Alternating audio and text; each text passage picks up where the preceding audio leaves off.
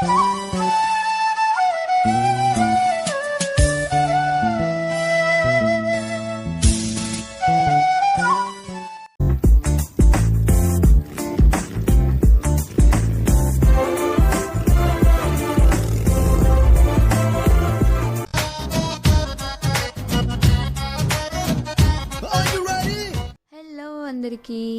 ముందుగా డింపుల్ శ్రీ వ్లాగ్స్కు స్వాగతం. ఏంది ఇంత ఫార్మల్గా? డింపుల్ వాళ్ళ సిస్టర్ వచ్చింది వ్లాగ్ చేయడానికి, అంటే మామూలుగా ఉండకూడదు. Hello people, this is Monica from UK. ఏంటిది డింపుల్ శ్రీ వ్లాగ్స్లో డింపుల్ లేకుండా మోనికా ఉంది అనుకుంటున్నారా? ఎస్, ఎందుకంటే ఇది మోనికా వ్లాగ్ కాబట్టి. And it's from UK. నేను ఇండియా నుంచి not just 2 trolleys of 50 kgs నేను మోసుకురాలేదండి. చాలా అంటే చాలా ఎమోషన్. ఎందుకంటే ఇది నా లైఫ్లో ఫస్ట్ టైం నేను మా పేరెంట్స్, మై ఫ్యామిలీ మెంబర్స్ అందరినీ వదిలి ఇంత లాంగ్ పీరియడ్ ఉండటం అనేది. సో ఫస్ట్ టైం నా ఎమోషన్స్ మొత్తాన్ని అన్నిటినీ కలిపి ఒక ట్రాలీలో కాదు 2 ట్రాలీలో నా ఎమోషన్స్ అన్నిటినీ ప్యాక్ చేసుకుని వచ్చాను ఇక్కడికి. కొత్త లైఫ్, కొత్త బిగినింగ్స్, కొత్త ప్రపంచం, అమ్మ నాన్న అక్క ఎవ్వరూ లేకుండా కొత్త అడుగులు. ఎలా ఉంటుందో తెలియదు. ఎక్స్ప్లోర్ అయితే చేయాలి, నన్ను నేను తెలుసుకోవాలి అన్న ఒక ఎంతూసియాజం అయితే చాలా ఉంది. ఆ ప్రాసెస్లో ఇలా ఇక్కడికి రావడం చాలా కొత్తగా ఉంది. చిన్నప్పటి నుంచి ఎప్పుడూ ఇలా వదిలేసి రాలేదు పేరెంట్స్ని. ఫస్ట్ టైం ఇలా రావడం చాలా కొత్తగా అండ్ చాలా ఎమోషనల్గా ఉంది యాక్చువల్గా చెప్పాలంటే. బట్ రాక తప్పలేదు, ఎందుకంటే లైఫ్, కెరియర్ అది కూడా ఇంపార్టెంటే. కాబట్టి నేను బాగా చదివి లైఫ్లో బాగా సెటిల్ అయ్యానంటేనే కదా మా అమ్మ నాన్నని బాగా చూసుకోగలుగుతాను. సో ఒక స్టెప్ అహెడ్ తీసుకుని ఇక్కడికి రావాలనే డెసిషన్ మా అమ్మ నాన్న కూడా నాకు సపోర్ట్ చేశారు. ముందుగా వాళ్ళకు చాలా చాలా థ్యాంక్స్. అండ్ ఇంకొకటి ఏంటంటే ఇలా వాళ్ళని వదిలేసి ఇలా రావటం అన్నీ నాకు కొత్తే. ఏది చేస్తున్నా నాకు కొత్తగానే ఉంది. ఎప్పుడైనా ఎక్కడైనా వెళ్ళాలంటే కూడా అయ్యో అంత దూరం ఒక్కదాన్నే వెళ్తావా అని అంటా ఉండే mummy daddy. But first time ఒక్కదాన్నే ఎవ్వరి సపోర్ట్ లేకుండా అక్కడ ఎయిర్పోర్ట్లో స్టార్ట్ అయిన అమ్మాయిని అక్కడి నుంచి ఇక్కడ రూమ్కి వచ్చి చేరే వరకు నేను ఆల్మోస్ట్ అక్కడ మార్నింగ్ 6:30 ఉండే నాకు ఫ్లైట్. సో ఇంటి నుంచి ఒక 12:30 అలా బయలుదేరేసాము. అండ్ ఎయిర్పోర్ట్కి వచ్చి రీచ్ అయ్యేలోపు ఒక 1:30 అంతా అయింది. సో ఇమిగ్రేషన్కి అంతా వెళ్ళి అంతా ఫినిష్ చేసుకొని ఫ్లైట్కి స్టార్ట్ అయ్యేలోపు అంతా నాకు ప్రాసెస్ గ్యాప్ ఒక 1 hour గ్యాప్ ఉండే మిడ్ అంతే. ఇప్పటి వరకు నేను ఇమిగ్రేషన్ ప్రాసెస్ మొత్తం కంప్లీట్ చేసుకుని లోపల వెళ్ళే వరకు మా పేరెంట్స్ నా రిలేటివ్స్ అందరూ బయటే ఉన్నారు. అండ్ అక్కడ నుంచి ఒక ఇమోషనల్ గుడ్ బై చెప్పి రావడం అంతా ఒకలాగా మెమొరీ లాగా చాలా బాగుండడమే కాదు, కొంచెం కొత్తగా కూడా ఉండింది, ఎందుకంటే ఫస్ట్ టైం కాబట్టి. అండ్ చెప్పినట్టు నేను ఫ్లైట్ ఎక్కే వరకు ఆల్మోస్ట్ మా పేరెంట్స్ అక్కడే ఉన్నారు. అండ్ నేను ఫ్లైట్ ఇక్కడ లండన్కి రీచ్ అయ్యేటప్పటికి వాళ్ళకి ఆల్మోస్ట్ ఈవినింగ్ అయి ఉండే. మొత్తం ఇంట్లో ఎమోషనల్గా ఉండే అందరూ. కాల్ చేసినప్పుడు అక్కడ లండన్లో దిగిన తర్వాత కాల్ చేశాను రీచ్ అయ్యానని చెప్పి. ఫస్ట్ టైం కదా, తెలీదు ఈ నెట్వర్క్స్ అన్నీ ఎలా వర్క్ అవుతాయి ఏంటి అని. నేను ఆల్రెడీ తీసుకున్న నెట్వర్క్, ఇక్కడ రాగానే మనకు ఇంటర్నెట్ యాక్సెస్ అంతా కావాల్సి వస్తుంది కాబట్టి తీసుకున్నా. కానీ మా నాన్నకు భయం వేసి నా ఇండియా నెంబర్కి కూడా రీఛార్జ్ చేసేశారు. సో లండన్లో దిగగానే ఫస్ట్ వాళ్ళకే ఫోన్ చేశాను. ఫోన్ చేయగానే అందరు ఫుల్ ఎమోషనల్గా మాట్లాడుతున్నారు. ఎలా ఉన్నావు? నేను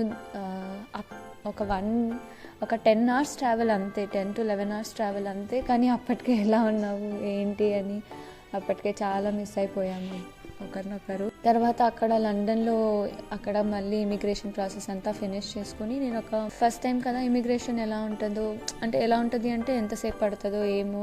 and more over it is ఇప్పుడు నేను వచ్చిన టైం వచ్చి సెప్టెంబర్ కాబట్టి అప్పుడు చాలా ఇంటర్నేషనల్ స్టూడెంట్స్ ట్రావెల్ చేస్తారు కాబట్టి ఇమిగ్రేషన్ ప్రాసెస్ కొంచెం లేట్ అయితే మళ్ళీ నేను నేషనల్ ఎక్స్ప్రెస్లో ట్రావెల్ చేశాను లండన్ నుంచి ఎక్సిటర్కి. సో అది ఏదైనా మిస్ అయితే మళ్ళీ కష్టం అవుతుందని చెప్పి నేను కొంచెం డిలేగా పెట్టుకున్నా బస్ టైమింగ్స్. ఇమిగ్రేషన్ అయితే నాకు జస్ట్ ఆ క్యూ లైన్ ఒక 30 minutes, ఒక 20 to 30 minutes పట్టింది అంతే. ఇమిగ్రేషన్ అయితే నాకు ఒక 30 seconds కూడా పట్టలేదండి. ఇండియాలో కూడా ఒక 30 సెకండ్స్ కూడా అవ్వలేదు, ఇక్కడ లండన్లో కూడా ఒక 30 సెకండ్స్ మించి అవ్వలేదు. డాక్యుమెంట్స్ అంతా చూపించా, ఒక 2-3 క్వశ్చన్స్ అడిగారు, అంతే వచ్చేసాను. వచ్చి బస్ స్టాప్లో కూర్చున్నాను. నేను చాలా దూరం పెట్టుకోలేదండి బస్ స్టాప్. ఎక్కడ అంటే అక్కడ లండన్లో అక్కడ ఎయిర్పోర్ట్ దగ్గరే తీసుకున్న బస్ స్టాప్. అక్కడ ఉన్న స్టాపే స్టార్ట్ పాయింట్గా పెట్టుకున్నా. సో నాకు ట్రావెల్ చేసి ఉంటా కదా, సిక్నెస్ అంతా ఉంటుంది, వద్దు మళ్ళీ అంత లగేజ్ తీసుకొని వెళ్ళాలని చెప్పి నేను అదే పెట్టుకున్న bus stop start point. So నాకు 5 o'clock ఉండే బస్సు. 5 నుంచి 45 minutes ట్రావెల్ తర్వాత మళ్ళీ ఒక చేంజ్ ఓవర్ ఉంటే అక్కడ ఒక 1 hour బ్రేక్ తర్వాత మళ్ళీ బస్ ఎక్కి మళ్ళీ నేను నా రూమ్కి వచ్చి రీచ్ అయ్యే లోపు నైట్ 11 అయింది. ఫ్రెష్ అప్ అయ్యి పడుకునే లోపు 12 o'clock నైట్. సో అంటే నేను ఇక్కడ మిడ్లో ఎక్కడ పడుకోలేదు, ఎందుకంటే టైం చేంజ్ ఉంటుంది, ప్లస్ నాకు అకార్డింగ్ టు ఇండియా టైమే నిద్ర వచ్చేస్తుంది.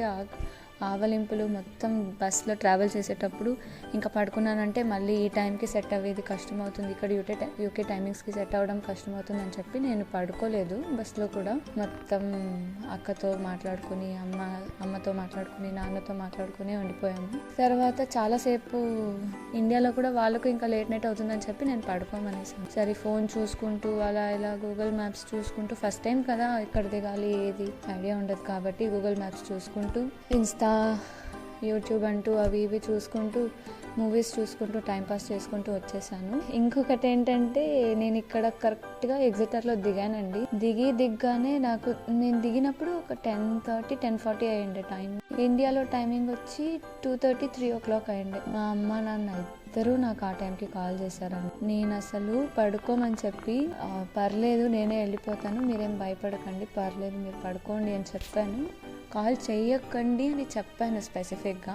బట్ వాళ్ళు నేను ఫస్ట్ టైం అలా ఒక్కదాన్ని ఎంత దూరం వచ్చాను కదా కాబట్టి వాళ్ళు భయంగా కాల్ చేశారు, కరెక్ట్గా రీచ్ అవుతానో లేదో ఎలాగో అని. ఎందుకంటే నైట్ టైం కదా నేను దిగింది, సో వాళ్ళకి ఒక భయం ఉంటుంది, అందుకని కాల్ చేశారు. అండ్ ఏంటంటే ఇంకొకటి, నేను బస్ స్టాప్ నుంచి నాకు యాక్చువల్గా వాకబుల్ డిస్టెన్సే. నేను టికెట్ బుక్ చేసేటప్పుడు నేను చూసుకున్నా, నా స్టాప్ నుంచి నేనున్న అకామిడేషన్ నుంచి వాకబుల్ డిస్టెన్స్ ఒక 5 minutes కూడా లేదు వాకబుల్ డిస్టెన్స్. బట్ ఏమైందంటే నేను ఇక్కడ దిగిన తర్వాత గూగుల్ మ్యాప్ వేసుకుంటే అది వేరే ఏదో రూట్ చూపించింది నాకు. సో అలా వెళ్ళి ఆ రూట్ కొంచెం మిస్ అయ్యి మా నాన్న చెప్తుండే అట్లా కాదు నువ్వు ఇట్లా వెళ్ళాలి అని. నేను లైవ్ లొకేషన్ పెట్టేశాను వాళ్ళకి. సో నాన్న చూసుకుంటూ నువ్వు రాంగ్ రూట్ వెళ్తున్నావు, నువ్వు అట్లా వెళ్ళకూడదు అంటే నాకు గూగుల్ మ్యాప్స్లో రాంగ్ అటు వేరేటో చూపిస్తుంది. సరే అక్కడ ఎవరో ఉంటే వాళ్ళని అడిగి మళ్ళీ వెళ్ళాక ఇంకొకటండి, ఇంత దూరం కూడా నాకు ఒక్క సపోర్ట్ కూడా లేదు దేనికైనా కానీ. మొత్తం ఆ లగేజ్ మొత్తం 2 ట్రాలీలు, ఒక బ్యాగ్, ఒక ల్యాప్టాప్ బ్యాగ్, ఇది మొత్తం నేను ఒక్కదాన్నే క్యారీ చేసుకొని వచ్చాను. లైక్ ఆల్మోస్ట్ ఒక 70-80 kgs ఉంది మొత్తం. ఒక్కదాన్నే అక్కడ నుంచి ఇక్కడ దాకా మోసుకుంటూ వచ్చాను. మీరు అనొచ్చు ఫ్లైట్లో మనం ఏం మోయాల్సిన అక్కర్లేదు అనేసి. తర్వాత ఫ్లైట్ దిగిన తర్వాత నుంచి బస్సు దగ్గర వరకు, తర్వాత బస్సు దిగిన తర్వాత నుంచి నడుచుకుంటూ వెళ్ళడం, ఇదంతా క్యారీ చేయాల్సిందే కదా వెయిట్. సో అండ్ ఇంకొకటి, ప్రతి రోడ్డు స్ట్రైట్ ఉండదు, అప్ డౌన్ అన్ని రకాలుగా ఉంటుంది కదా. సో ఎందుకు నేను ఇది స్పెసిఫిక్గా చెప్తున్నానంటే, ఎప్పుడు మా డాడీ మా దగ్గర వెయిట్స్ మోయించే వాళ్ళు కాదు. ఇక్కడ మేము ట్రిప్స్కి వెళ్ళినా కూడా తనే మొత్తం వెయిట్స్ మోసుకుంటూ కార్లో పెట్టడం కానీ, మళ్ళీ మేము రూమ్స్ తీసుకెళ్తే రూమ్స్లో పెట్టడం కానీ ప్రతి ఒక్కటి నాన్నే చేస్తుంది. ఆ రోజు నాన్న కూడా చాలా ఫీల్ అయ్యారు యాక్చువల్గా. నా కూతురు దగ్గర నేను ఎప్పుడూ ఇంత వెయిట్స్ మోయించలేదు, ఫస్ట్ టైం ఇంత వెయిట్స్ మోయిస్తుంది అని నాన్న కూడా చాలా ఎమోషనల్ అయ్యారు. తర్వాత నేను రూమ్కి రీచ్ అయిన తర్వాత సరే రీచ్ అయ్యాను అని చెప్పి. అండ్ ఇంకొకటి ఏంటంటే, రూట్స్ వెతుకుతున్న ప్రాసెస్లో నాకు ఒక అన్న కనిపించారు. చూస్తే ఆయన తెలుగు ఆయనే వచ్చి మాట్లాడించారు, do you need any help అని. అవును ఇట్లా అకామిడేషన్ వెతుకుతున్నానంటే ఏది అన్నారు. నేనున్న అకామిడేషన్. నువ్వు ఇక్కడే ఉన్నావు, రా పర్లేదు నేను తీసుకెళ్తాను అనేసి ఒక ట్రాలీ తను తీసుకున్నారు. కొన్ని తర్వాత నేను చూస్తే ఒక 10 feet డిస్టెన్స్లోనే ఉన్నాను. అది నైట్ టైం కాబట్టి ఫస్ట్ టైం కదా కనిపించలేదు నాకు. అండ్ అది ఒక టర్న్ లాగా ఉంది, సో అక్కడ కనిపించలేదు నాకు అకామిడేషన్. తర్వాత తీసుకెళ్ళారు, అకామిడేషన్కి తీసుకొచ్చిన తర్వాత రిసెప్షన్లో అంతా మాట్లాడి చెక్ ఇన్ అయ్యాను. అండ్ నేను అన్నకు చాలా చాలా థ్యాంక్స్ చెప్తాను. హెల్ప్ చేసినందుకు నాకు ఆ నైట్ రూమ్కి వచ్చిన తర్వాత రూమ్లోకి అడుగు పెట్టానని చెప్పి అమ్మ నాన్నని పడుకోమని చెప్పేసి నేను కాల్ కట్ చేసేసాను. అమ్మ నాకు ఇండియాలో లెమన్ రైస్ ఇచ్చింది ఆ రోజు. అదే లెమన్ రైసే నేను తిన్నాను. తినేసి పడుకున్నాను. నైట్ తిని పడుకున్న తర్వాత నేను అమ్మ చేతి ఫుడ్ అది క్యారీ చేశాను కాబట్టి అదే తినాలనిపించి అదే తినేసి పడుకున్నాను. మళ్ళీ మార్నింగ్ లేచి ఫ్రెష్ అయ్యి ఇంకా లగేజ్ అంతా సర్దుకున్న తర్వాత నాకు ఇండియా నుంచి అశ్విని అక్క ఏమంటారు అది ఎండు చేప గొజ్జు దాన్ని ఇచ్చారు, కరువాడు ఇచ్చారు. సో దానికి రైస్ పెట్టుకుని నేను నా రూమ్మేట్ తినేసి ఈవినింగ్ రెడీ అయ్యి దగ్గరలోనే చర్చ్ ఉంటే చర్చ్ చూడడానికి అనేసి వెళ్ళేసి వచ్చాను. సో ఇలా ఉండే నా ట్రావెల్, నా ఎమోషన్స్ అన్నీ నేను ఇక్కడ ఎగ్జిటర్కి వచ్చినప్పుడు ఇండియా నుంచి. అండ్ ఫస్ట్ డే యాక్చువల్గా చాలా సింపుల్, జస్ట్ ఇలా లగేజ్ సర్దుకోవడం. ఎందుకంటే నాకు ఆ ట్రావెల్ సిక్నెస్ ఉండే, సో ఎక్కువ ఎక్కడ వెళ్ళలేదు. జస్ట్ లగేజ్ అంతా సర్దుకునేసి అక్కడ చర్చ్కి వెళ్ళి చర్చ్ నుంచి జస్ట్ డైరెక్ట్గా రూమ్కి వచ్చేసాము. ఆ తర్వాత నుంచి మళ్ళీ నెక్స్ట్ డే కాలేజ్కి వెళ్ళడం అదంతా స్టార్ట్ అయింది. వెల్కమ్ వీక్ అంతా ఉండే. సో అది కూడా నేను వ్లాగ్ ప్రతిదీ రికార్డ్ చేశాను మీకోసం అని చెప్పి. ఫస్ట్ ఆఫ్ ఆల్ నేను మా అక్కకు చాలా చాలా థ్యాంక్స్ చెప్తాను. ఎందుకంటే ఈ వీడియో ఎడిటింగ్ కానీ అప్లోడ్ చేయడం ప్రతిదీ నా కోసం అక్క చాలా చాలా ఎఫర్ట్స్ పెడుతుంది. సో నేను అక్కకు చాలా థ్యాంక్స్ చెప్తాను. అండ్ మా అమ్మ నాన్నకి కూడా చాలా చాలా థ్యాంక్స్. వాళ్ళు ఇంత సపోర్ట్ చేశారు కాబట్టి నేను ఇంత ఫార్వర్డ్గా ఇంత ధైర్యంగా నేను ఇక్కడ దాకా రాగలిగాను. ఇప్పుడు ఇక్కడ ఉన్నాను. సో ఇక్కడ నుంచి నేను రిటర్న్ ఇండియాకి వెళ్ళేటప్పుడు వాళ్ళకు ఒక ప్రౌడ్ మూమెంట్ ఉండాలి. అది ఖచ్చితంగా నేను సాధించుకునే వెళ్తాను. And keep waiting to my next vlog in UK. Meanwhile please like, share, subscribe to my sister's channel Dimple Shri Vlogs. Bye bye andarki.